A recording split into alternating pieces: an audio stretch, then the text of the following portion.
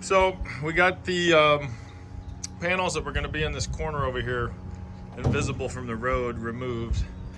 These aren't really visible very much, maybe as you approach the house, but not really anywhere else.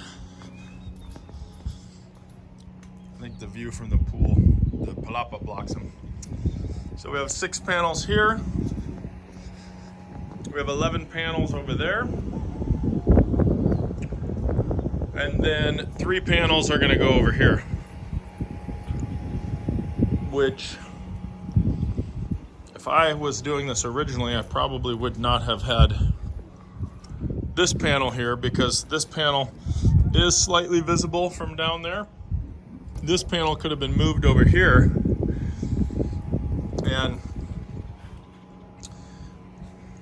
another row of probably 6 or 8 panels could have been put in this area. Since it's so far back on the house, it wouldn't have been visible from the front. So probably the word to the wise is be there to help the designers see the error of their ways and the other possibilities that they can't necessarily see, because I would have done it like that. But I guess it's good enough for government work.